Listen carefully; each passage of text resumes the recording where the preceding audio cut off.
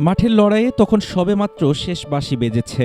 যোগ করা সময়ের শেষ মুহূর্তের গোলে চোখের সামনে থেকে ম্যাচটি ছিনিয়ে নিয়ে গেছে 5 বারের বিশ্ব চ্যাম্পিয়ন ব্রাজিল।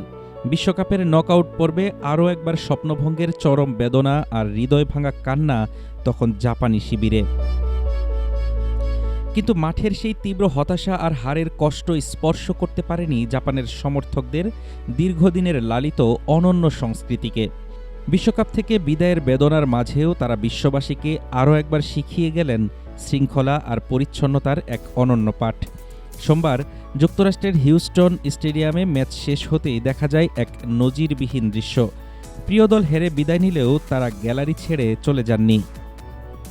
উল্টো ম্যাচ জুড়ে দলকে সমর্থন জানাতে যে নীল রঙের প্লাস্টিক ব্যাগগুলো তারা উঁচিয়ে ধরেছিলেন, ম্যাচ শেষে সেগুলোকেই বানিয়ে ফেলেন পরিচ্ছন্নতার উপকরণ। চোখের জল মুছতে মুছতেই হাতে হাত মিলিয়ে গ্যালারিতে ছড়িয়ে ছিটিয়ে থাকা প্লাস্টিক বোতল ও কাগজের টুকরো নিজেরাই কুড়িয়ে পরিষ্কার করতে শুরু করেন তারা। বিশ্বকাপের মঞ্চে জাপানি সমর্থকদের এমন ব্যতিক্রমী ও সুশৃঙ্খল উদ্যোগ অবশ্য নতুন কিছু নয়। 1998 সালে ফ্রান্স বিশ্বকাপে জাপানের অভিষেক আসরেই প্রথমবার গ্যালারি পরিষ্কার করে বিশ্বজুড়ে নজর কেড়েছিল তারা।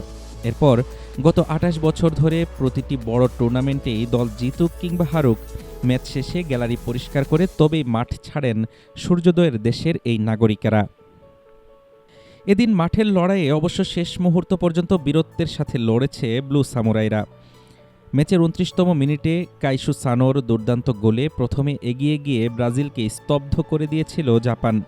তবে দ্বিতীয় ভাগেই খোলস ছেড়ে বের হয় সেলেসাওরা। অভিজ্ঞ মিডফিল্ডার ক্যাসিমিরোর বুলেট হেডে প্রথমে সমতায় ফেরে ব্রাজিল।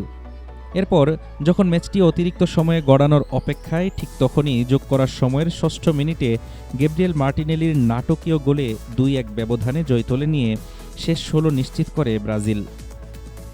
এই জয়ে সেলেসাওরা শেষ 16 টিকিট কাটলেও নকআউট পর্বে এখনও কোনো ম্যাচ জেতার ইতিহাস অধরাই রয়ে গেল জাপানের। তবে মাঠের স্কোরবোর্ডে তারা হেরে বিদায় নিলেও মাঠের বাইরের অনন্য সংস্কৃতি, বিনয় আর ভদ্রতার দিক থেকে ফুটবল বিশ্বের কোটি কোটি মানুষের হৃদয় আরও একবার ঠিকই জয় করে নিলেন জাপানি সমর্থকেরা। হাফিজুর রহমান তুষার, ঢাকা টুডে।